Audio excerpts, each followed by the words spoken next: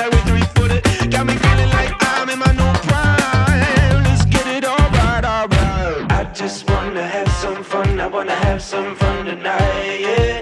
I just wanna have some fun. I wanna have some fun tonight, yeah. I just wanna have some fun. I wanna have some fun tonight, yeah. I just wanna have some fun. Bonjour et bienvenue à tous dans cette nouvelle émission, le jour d'après, dans le monde de la formation et de l'éducation. Aujourd'hui, nous allons nous intéresser à la pédagogie et au digital, car avec la crise sanitaire, tous les acteurs de la formation professionnelle se sont mis à la pédagogie distancielle. Mais pour former à distance, il faut avoir les compétences pour le faire, il faut pouvoir se former. C'est pour ça que nous avons autour de la table plusieurs invités, dont Fanny Lacaux. Bonjour. Bonjour. Vous êtes responsable pédagogique de Digital Trainer. En deux mots, Digital Trainer, qu'est-ce que vous faites? Oui, donc Digital Trainer est un organisme de formation qui est spécialisé dans la certification des formateurs. En face de vous, Léa Benzimra. Bonjour. Bonjour. Vous avez suivi cette formation. Vous êtes intervenante formatrice dans le luxe, c'est ça? Oui, dans une école qui est spécialisée en marketing de luxe. Et vous êtes par ailleurs directrice artistique. Racontez-nous. C'est tout simplement être capable d'accompagner l'image d'une marque dans sa communication à 360 degrés. Je suis spécialisée en gastronomie. Dernier invité, bonjour. Bonjour. Monsieur Yervantian, vous êtes responsable développement de Digital Trainer. Digital Trainer, un organisme qui forme, mais qui a déjà plus de 4 ans presque, c'est ça? Oui, bientôt 4 ans, effectivement, et Digital Trainer fait partie d'un groupe EdTech. D'accord. Et vous êtes, j'imagine, extrêmement sollicité sur ces formations que vous proposez en ce moment. Tout à fait. Depuis le début d'année, on rencontre une forte demande. Il y a une sorte de révolution dans le domaine de la formation. Oui, effectivement, parce que depuis cette crise sanitaire, tous les organismes de formation se sont mis à la formation en distanciel, quasiment tous, parce que selon une étude du Forum des acteurs de la formation digitale, le chiffre exact, c'est 79,4% des organismes qui ont mis en place du distanciel pour assurer la continuité pédagogique. Mais Fanny Lacaux, vous qui connaissez bien tout le secteur, est-ce qu'on peut dire que tout le monde s'y est mis aujourd'hui ? À l'heure actuelle, il s'agit d'un acteur central qui est finalement vraiment au sein de l'épicentre de ce dispositif de formation, c'est donc le formateur. Le formateur. Mais aujourd'hui, tous les acteurs se sont mis, les formateurs aussi se mettent à la formation à distance ou pas? À l'heure actuelle, non, effectivement, c'est vraiment une marche à plusieurs vitesses. On est à plusieurs vitesses dans ce dispositif de digitalisation et donc d'accompagnement des formateurs dans cette transformation. Et justement dans les études de la FOD, il y avait un chiffre, c'est 68% des formateurs qui jugent que la digitalisation va avoir un fort impact sur leur pratique. Est-ce que c'est vrai ou pas, vous qui êtes responsable pédagogique d'un organisme qui forme à la pédagogie digitale? C'est effectivement vrai. La période à laquelle nous avons vécu, jamais nous n'allons revenir en arrière dans tous les cas. Donc effectivement, le formateur a vraiment un rôle à différentes facettes. Il va pouvoir pour le coup être architecte d'un parcours de formation, scénariste de contenu pédagogique, animateur de communautés apprenantes, facilitateur et également concepteur de contenu. Donc il faut vraiment changer, le monde bouge. Pour les formateurs et intervenants que vous êtes, c'est une révolution. Comment vous avez vécu ces moments de crise sanitaire? Vous, par exemple, dans votre école de marketing du luxe, comment ça s'est passé pour vous dans la relation avec vos élèves? Ça a été un peu un choc entre guillemets parce que moi, déjà de formation, je n'étais pas préparée à ça.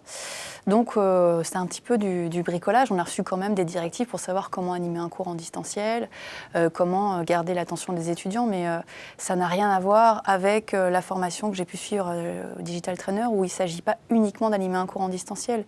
Il faut mêler les deux. Et comment valoriser le présentiel versus le distanciel, mettre en pratique ce que les étudiants sont censés apprendre de leur côté. Et aujourd'hui, il y a encore beaucoup de chemin à parcourir pour qu'on puisse exercer cette formation de manière louable. Voilà. Donc si je comprends bien, vous, votre problème, ça a été un petit peu la technique, l'univers technique. Ça, Vous formez à ça concrètement, Digital Trainer. Qu'est-ce que vous proposez? À quoi vous formez? Racontez-nous. Tout simplement, notre mission, c'est d'accompagner dans la transformation des pratiques des formateurs.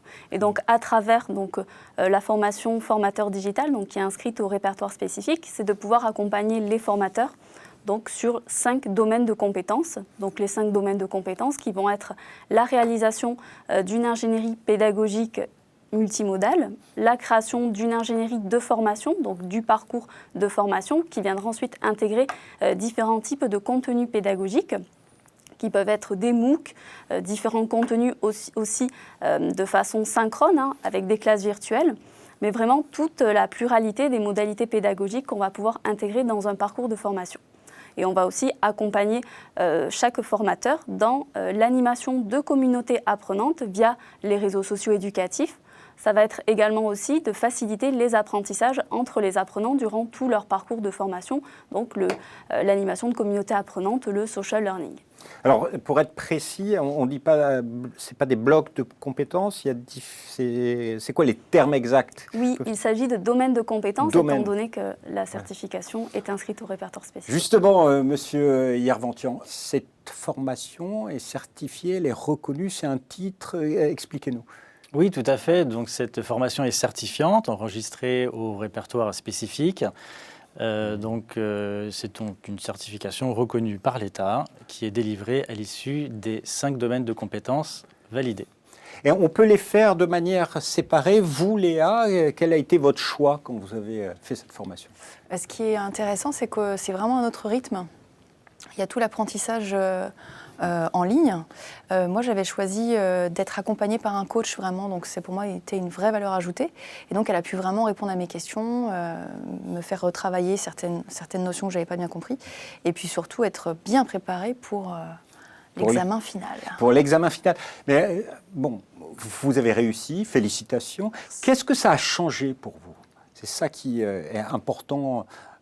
Pour moi, qu'est-ce que ça a changé dans vos pratiques, dans votre avenir aussi professionnel, en tant qu'intervenante et formatrice? Alors, il y a ce que j'aimerais mettre en application, et puis après, il y a la réalité. Les écoles, aujourd'hui, ne sont pas encore tout à fait prêtes, justement, à accueillir une pédagogie digitale et multimodale, parce que ce n'est pas parce qu'on donne un cours en distanciel que c'est de la pédagogie digitale et multimodale. Donc, il y a encore beaucoup de chemin à faire. Et en ce qui me concerne, ça a été pour moi une révélation dans le sens où j'ai pu me rendre compte avec Digital Trainer que je pouvais transmettre mon savoir en créant des contenus vidéo, et je souhaite justement mener un projet autour de l'art de vivre français pour démocratiser le plaisir de bien manger. Alors, une meilleure assise technique et puis de nouveaux projets qui naissent avec cette formation. C'est l'ambition de la responsable pédagogique de la formation, que les personnes maîtrisent mieux l'outil et puis de nouvelles idées? Oui, tout à fait. À l'heure actuelle, on parle de technopédagogie dans le sens où finalement le formateur, dont dans ces domaines de compétences, c'est aussi finalement un expert, on va dire, dans la partie vraiment technologique. Donc pour pouvoir finalement utiliser la technique au service d'une pédagogie qui soit différenciante et en adéquation avec les besoins du marché, notamment les attentes des apprenants qui sont aussi de plus en plus connectés, qui permet de... Alors rassurez-moi quand même, parce qu'on parle de nouvelles technologies, on parle aussi d'un univers, le digital, qui évolue à vitesse grand V. Je veux dire, les MOOC d'il y a 2 ans, c'est plus les MOOC d'aujourd'hui, ce ne seront pas les MOOC dans 6 mois. Ne serait-ce que pour utiliser un terme. Est-ce que la formation évolue? Vous êtes agile vous-même? Chaque année, vous changez? Tous les 6 mois, vous changez? Oui, nous changeons tous les ans vraiment les contenus pédagogiques en format vidéo au sein de la formation formateur digital au sein de Digital Trainer sont revus et actualisés avec nos auteurs qui sont compétents en termes de pédagogie digitale. Et donc, étant donné que nous avons aussi une équipe de production qui conçoit du contenu digital, l'agilité est quotidienne. Alors, quelles sont les modalités? Parce que Léa, vous avez expliqué que vous avez fait à votre rythme, en choisissant le coach. Il y a différentes modalités ou pas? Oui, tout à fait. Donc, cette formation Digital Trainer est donc possible en ayant un accompagnement, donc du coaching, suivant 3 formules. Donc sans coaching, un niveau intermédiaire et un coaching plus long pour ceux qui le souhaitent. Donc différentes modalités. Ça se fait en combien de temps si on fait la formation en intégrale? Vous avez mis combien de temps déjà? Je me suis inscrite en juillet et j'ai passé la certification en novembre. Voilà. C'est un rythme d'entrée permanente ou il y a des rentrées bien fixes? C'est un rythme d'entrée permanent en fait. C'est vraiment dès la validation de l'inscription, l'apprenant est intégré sur la plateforme de formation et il suit la formation à son rythme. Il suit la formation à son rythme, mais les examens, c'est... Alors nous avons 4 à 5 dates dans l'année, donc pour passer l'examen et être certifié. Tous les 2 mois, en gros. C'est un peu le rythme. On peut passer son examen. Le taux de réussite que vous proposez à cette certification? Il est près de 90% à l'heure actuelle Ouais. de nos apprenants qui sont certifiés à l'issue de la formation. Et cet examen, c'est ça le terme, est-il compliqué? Il est dur à obtenir ou pas? C'est du travail. On reçoit le sujet 48 heures avant la soutenance. Donc, on passe le week-end à travailler. Voilà, c'est bien. Ah non, mais donc c'est quelque Ah chose... oui, qui- c'est un vrai boulot. C'est pas juste un QCM. Et justement, essayons de rassurer les formateurs qui nous écoutent. Professionnellement, c'est chronophage, suivre cette formation ou pas? Vous, visiblement, vous l'avez bien vécu. Dans la mesure où on vraiment le fait à notre rythme, chaque personne gère quand elle veut le faire, peut-être même reconsulter des vidéos en trajet, à la pause déjeuner ou le soir, enfin que sais-je. Donc c'est assez flexible justement, ça qui est intéressant. 2 dernières questions. Déjà, c'est pour qui? C'est que pour les formateurs? Qui peut suivre ces formations? En fait, ça s'adresse à tout acteur de la formation qui est en mesure pour le coup, de créer du contenu de formation et de créer également en fait, un parcours d'apprentissage avec différentes modalités pédagogiques. Donc, on va s'adresser à tout acteur de la formation. Monsieur Yerventure, dernière question, c'est les coûts, les prises en charge. Combien ça coûte si on veut suivre cette formation? Alors les coûts peuvent varier en fonction du coaching et de la formule souhaitée. On peut aller entre 2, 3 ou 4 000 euros.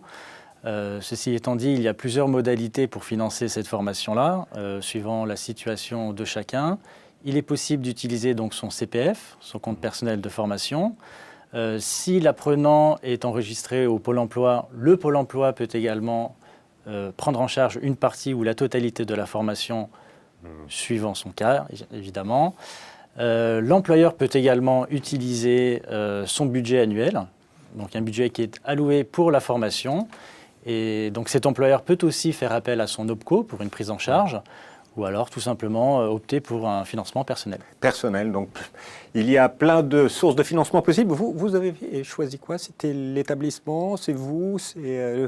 Vous avez mobilisé votre compte CPF? Exactement, le CPF. Et alors, moi, je pense que j'ai dû avoir un traitement de faveur. Il doit y avoir un partenariat entre le IML et le Digital Trainer parce que j'ai eu un tarif beaucoup plus inférieur. D'accord. Mais vous avez des offres spécifiques, si j'ai bien compris, des offres spécifiques pour les établissements qui ont plusieurs formateurs à former? Oui, tout à fait. Effectivement, en fonction du nombre de personnes, d'apprenants à former, des coûts peuvent être revus à la baisse. Merci beaucoup en tout cas à tous les 3. Si vous voulez en savoir plus, une adresse, c'est digital-trainer.fr et on se retrouve bientôt pour une nouvelle émission. Au revoir. Get it through stepping like we 3-footed. Got me feeling like I'm in my new prime. Let's get it all right, all right. I just wanna have some fun. I wanna have some fun tonight, yeah. I just wanna have some fun. I wanna have some fun tonight, yeah.